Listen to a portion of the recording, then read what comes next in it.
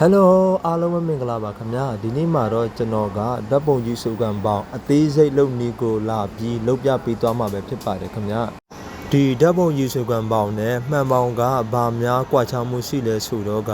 မှန်ပေါင်းကပြုတ်ကြရင်ကွဲတတ်တယ်ရေးဆိုမခံဘူးဗျနောက်ပြီးတော့ကျွန်တော်တို့မြန်မာပြည်ကိုယူပြန်မယ်ပါမယ်ဆိုရင်တော့သူ့ကိုထုတ်ပိုးရခတ်တယ်ကျွန်တော်တုံတရုံနဲ့ထိခိုက်မခံဘူးကွဲလွယ်တယ်ဆလွယ်တယ်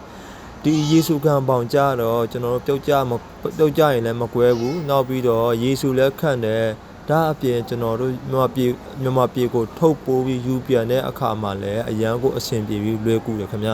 ဟုတ်ကဲ့ဓာတ်ပုံယေရှုခံပေါင်ကိုဘယ်လိုလုပ်တယ်ဆိုတာကျွန်တော်နဲ့အတူအသေးစိတ်လိုက်ကြည့်လိုက်အောင်ဗျ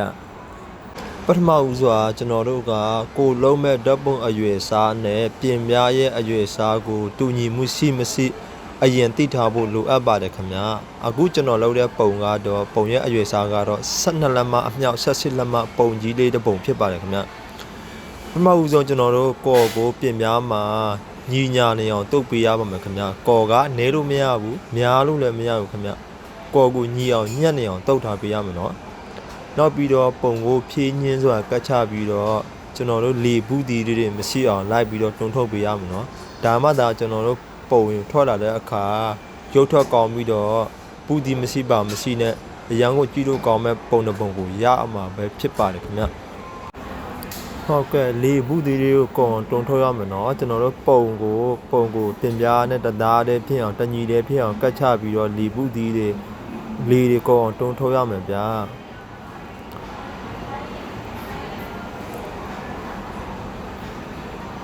ဒီဓာတ်ပုံရေးစုကမှလောက်တဲ့အပိုပစ္စည်းတွေကိုဝယ်ချင်တယ်ရချင်တယ်ဘယ်မှာဝယ်လို့မရမယ်မသိတဲ့သူတွေတော့ကျွန်တော်ကိုလာပြီးမေးမြန်းထားလို့ရပါတယ်ခင်ဗျာ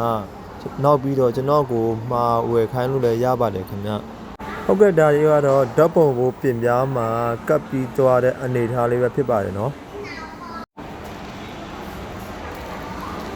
နောက်တစ်ဆင့်အနေနဲ့ကျွန်တော်တို့ကဖလင်အလေးကိုတိချာပုံအရွယ်စားနဲ့တန်းပြီးတော့ဘောင်ရင်းလုပ်ပြီးတော့ဖလင်လေးကိုတင်းအောင်ဆွဲရမှာပဲဖြစ်ပါတယ်နော်ဘောင်ကိုလည်းကျွန်တော်တို့ပုံအရွယ်စားထက်ပတ်လေကို2လက်မတော့၎င်း3လက်မတော့၎င်းအရွယ်စားပိုကြီးအောင်လုပ်ထားပြီးတော့မူလီလေးတွေတွေ့လာပြရမှာပဲဖြစ်ပါတယ်ခင်ဗျဒီဖလင်ကိုဖောက်တဲ့အခါမှာကျွန်တော်တို့ဓာတ်နဲ့ဖောက်လို့မရဘူးနောက်ပြီးတော့ကတ်ကြီးညက်လည်းညှက်ဖောက်လို့မရဘူးသူဖောက်တဲ့ဟာလေးနဲ့ညှက်ဖောက်မှသာလည်းအဆင်ပြေပါမယ်ခင်ဗျဘာဖြစ်လဲဆိုတော့ကျွန်တော်တို့တည်ရည်ပင်ကိုတင်းအောင်ဆွဲတဲ့အခါမှာကျွန်တော်ကတ်ကြီးနဲ့ဖောက်ရတဲ့အခါကြလို့ရှိရင်တည်ခွင်းဆွဲတဲ့အခါမှာအနားတွေပြတ်ထွက်သွားတာမျိုးဖြစ်တတ်လို့နော်ကျွန်တော်တို့ဖလင်ရဲ့အပေါက်ကိုအဲ့ဒီပိုက်လုံးလောက်တာတဲ့ဘောင်နဲ့မူလီဆုပ်လာတဲ့နေရာကိုအပေါက်တူညီစွာဖောက်ပြီးတော့တည်ရည်ခွင်းကိုတင်းအောင်ဆွဲရမှာပဲဖြစ်ပါတယ်ခင်ဗျာတည်ရည်ခွင်းတင်းပြီးဖလင်ကတင်းနေမှသာလျှင်ကျွန်တော်တို့ဓာတ်ပုံကိုကော်ရီလောင်တဲ့အခါမှာအရှင်ပြေမှာပဲဖြစ်ပါတယ်ခင်ဗျဗီဒီယိုဖိုင်ကနည်းနည်းလေးရှိတဲ့အတွက်ကျွန်တော်ကအမြန်လေးနဲ့ပြထားပေးတာပဲဖြစ်ပါတယ်ဗျာဒီဝင်းကိုတေးနေအောင်ဆွဲပြီးတော့ကျွန်တော်တို့ဘောင်ရဲ့အရွယ်အစားတက်ကြီးတဲ့ဘောင်တစ်ခုလုပ်ပြီးတော့ဓာတ်ပုံကိုရေလောင်းဖို့အတွက်ပြင်ဆင်ထားရမှာပဲဖြစ်ပါတယ်ခင်ဗျပောက်ကဲအားလုံးပြင်ဆင်သွားပြီးဆိုရင်တော့ကျွန်တော်နဲ့အတူဓာတ်ပုံကိုရေလောင်းတဲ့နေရာကိုသွားကြည့်လိုက်ရအောင်ဗျကျွန်တော်တို့အရင်ဦးဆုံးဓာတ်ပုံကိုရီလောင်းမဲ့ကိုရီနဲ့အစစ်ရည်ကိုအချိုးစားတူညီအောင်ဆက်ပြီးတော့အချိန်အနည်းငယ်ကြာအောင်မှွေပေးရမှာပဲဖြစ်ပါတယ်ခင်ဗျပြီးတော့မှကျွန်တော်တို့ကဓာတ်ပုံကိုရီကိုပုံပေါ်မှာဖြင်းညင်းစွာလောင်ချပြီးတော့စောနာကကျွန်တော်တို့လောက်ထားတဲ့ဖလင်ပေါင်ကိုဓာတ်ပုံရဲ့အပေါ်မှာဖြည်းဖြည်းလေးကတ်ချပေးသွားရမယ်နော်နောက်ပြီးတော့ကျွန်တော်တို့ကဓာတ်ပုံပေါ်ကကော်ရည်တွေကိုဒလိတ်တုံးနဲ့ဖြည်းဖြည်းလေးညီညာစွာတွန်းထုတ်ပေးရမယ်နော်ဓာတ်ပုံပေါ်ကအရှိရည်တွေညီညာပြီးဆိုရင်တော့ကျွန်တော်တို့ဓာတ်ပုံကိုအနည်းဆုံးအချိန်2နာရီလောက်အချောက်ခံထားပေးရမယ်ဖြစ်ပါတယ်ခင်ဗျကျွန်တော်တို့သတ်မှတ်ထားတဲ့အချိန်2နာရီပြည့်ပြီဆိုရင်တော့ကျွန်တော်တို့ရဲ့ဓာတ်ပုံအနေထားကိုလာပြီးကြည့်လို့ရပါပြီခင်ဗျအပေါ်ကဖလင်ပေါင်ကိုဖြည်းဖြည်းချင်းခွာထုတ်ပေးရမယ်နော်ကျွန်တော်တို့မြန်စနဲ့အာကြီးနဲ့ခွာလိုက်မယ်ဆိုရင်ဓာတ်ပုံကဆေးရည်ကဖလင်နဲ့ကပ်ပြီးပါသွားတက်လို့ပါဗျ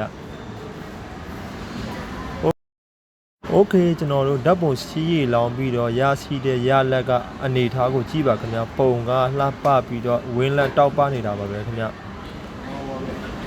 ဒီစုခံပေါင်ရဲ့အားသာချက်တစ်ခုကကျွန်တော်တို့ဓာတ်ပုံတုံးတိုင်ဓာတ်ပုံမှာကျွန်တော်ကာလာအယူသေးမလှဘူးဆိုရင်သူရဲ့စီးရီနဲ့ထိလိုက်တဲ့အခါမှာဓာတ်ပုံကအယောင်အသေးကအယောင်ကိုတောက်ပပြီးတော့ဝင်းလက်ပြီးတော့အယောင်ကိုကြည့်လို့ကောင်းတဲ့ပုံတစ်ပုံဖြစ်သွားတာပါပဲခင်ဗျာ